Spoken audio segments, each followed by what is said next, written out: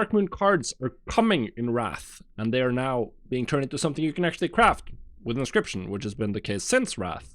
And they have typically been one of the most consistent, profitable gold making methods, particularly at the beginning of expansions. So let's look at what you need to do to prepare, why this works, and what you should expect going into the first period of Wrath, essentially.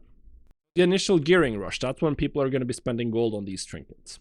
I haven't looked through all of the BIS guides because they aren't out yet, but I've seen that some of these decks are at least relevant for certain classes, and they're probably going to be selling really well. That's been the case in literally every WoW expansion since.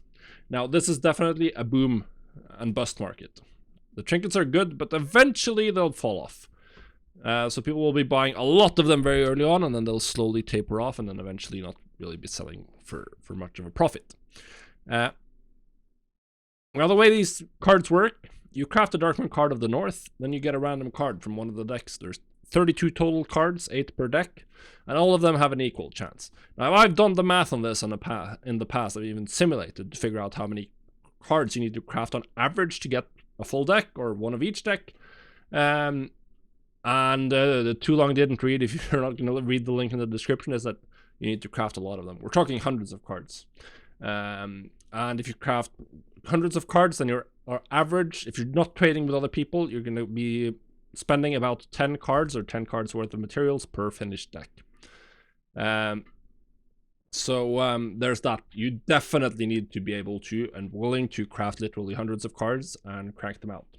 Now, in addition, we have some interesting market dynamics in Wrath, because once you have all of the 8 cards of a deck, you right click them and they combine into an item. This item is it's an item that starts a quest. It doesn't turn into the trinket, you just get an item that starts a quest. And you can only turn this quest in and actually get the trinket during the Darkmoon Fair. Which means that it's going to be really important to have a huge amount of decks going into the fair and turn them into as many trinkets as humanly possible, so that once the fair is over, you still have trinkets left over that you can keep selling over the next 3 weeks when no one else can make more trinkets. Obviously, during the fair week, you're going to want to look to trade cards with other players, buy single cards to finish as many decks as humanly possible, and then you'll sell them out for preferably a higher price once the fair is gone, essentially. Now, this is a market where going hard is super important. The first fair is going to be a disproportionate amount of sales. People are going to want to get these early, so the more decks you have for the first fair, the better. You definitely want to bring your cost down by trading cards. This is definitely a market where both going hard and taking advantage of the social dynamics of the game can give you a huge advantage. Trade cards with other players. Buy single cards and find farmers to buy your herbs directly from you. You're going to need a lot of herbs. On average, you need 60 of one of the higher yielding herbs. That's Adder's Tongue, Ice Thorn, and Lich Bloom. You need 60 of these per card for the Snowfalling on average. That's about 600 herbs for a single deck. You're going to need to craft literally hundreds of cards, which means you're going to be using thousands of herbs. You need to buy a lot of them. You're also going to need a lot of Eternal Life. So those might be a little bit more annoying to buy. We'll definitely see how market dynamics play out. But that's it. You definitely need to be able and willing to spend thousands of gold on materials. Now, the recipe itself is super easy to get. You just need to be skill level 400 in inscription. You can get it from any of the inscription trainers.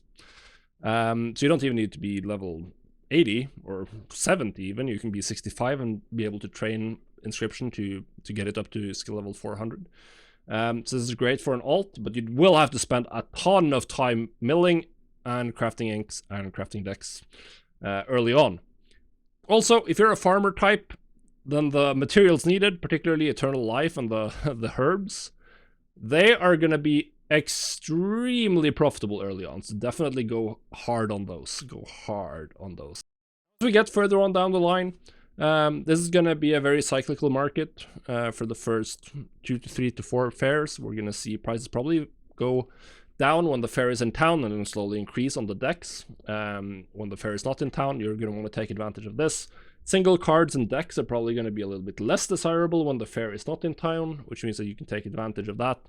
The midpoint between fairs, for instance, when people might be looking to just sell off their stock of single cards, and you can get a lot of cheap ones, or at least cheaper than you would otherwise.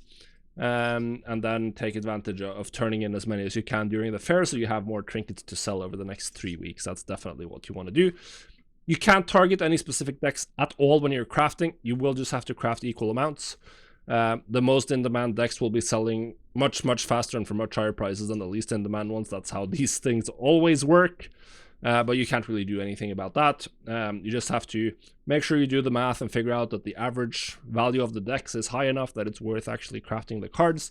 This has almost always been the case in WoW history. This has been, as I said, a consistent way to get super rich by going hard on a single market early on in an expansion. That's this thing right here. So if that's what you're looking for, then prep an inscription character. Make sure you have 375 as soon as the pre-patch opens.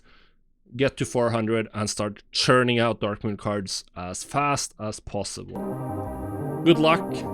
Have fun.